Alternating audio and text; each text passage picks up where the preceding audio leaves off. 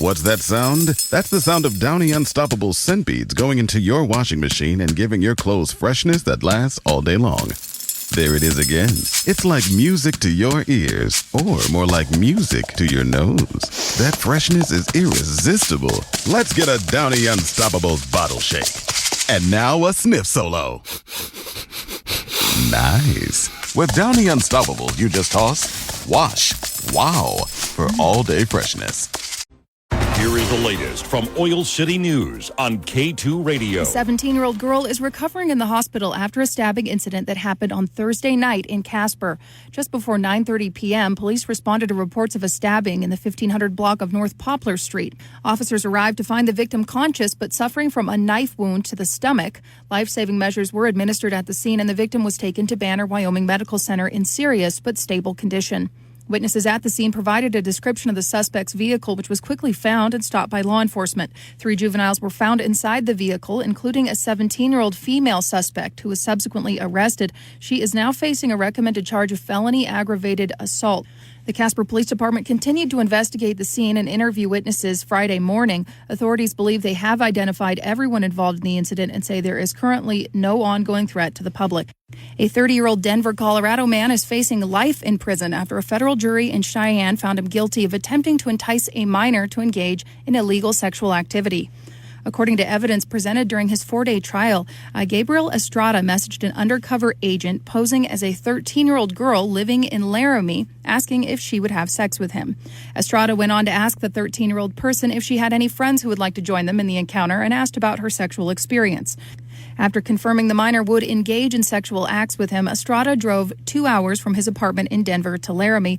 Estrada testified that he made the decision to drive to Laramie even after the minor told him her age and said he didn't believe she was 13. His sentencing has been set for January 13th of 2025. He is facing 10 years to life in prison and up to a $250,000 fine, along with 5 years to a lifetime of supervised release. Inside a Montana courthouse on Thursday afternoon, Travis John Branson from Washington was sentenced for killing thousands of federally protected eagles and hawks on the Flathead Reservation and trafficking their parts to the highest bidders. Montana U.S. Attorney Jesse Laslovich spoke to reporters outside the courthouse after the sentencing. He noted that eagles are not merely birds of biological interest, but also this country's national symbol, reflecting America's ideals of freedom and liberty.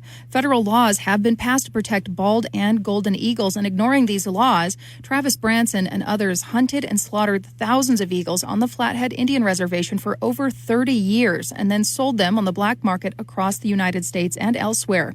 Laslovich said Branson bragged about what he called killing sprees.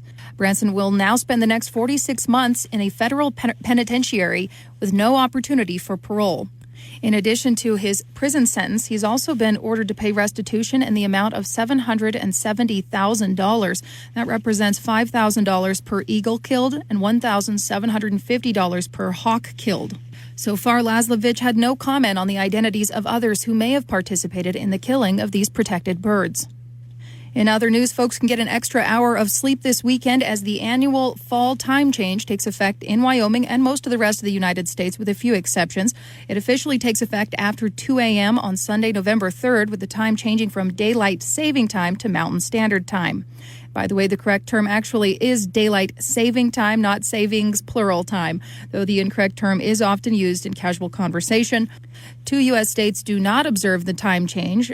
Arizona, except for the Navajo Nation, and Hawaii, they do not change their clocks twice a year, nor does Puerto Rico, Guam, and several other U.S. territories. And over the past 5 years, 19 states, including Wyoming, have passed laws mandating an end to changing the clocks by going to daylight saving time year-round. But while the federal law allows states to opt out of daylight saving time if they choose, it does not allow them to leave standard time behind without federal permission. While bills to do that have been introduced in Congress in recent years, none have so far become law. Read more at k2radio.com. Reporting from Casper, this is Colby.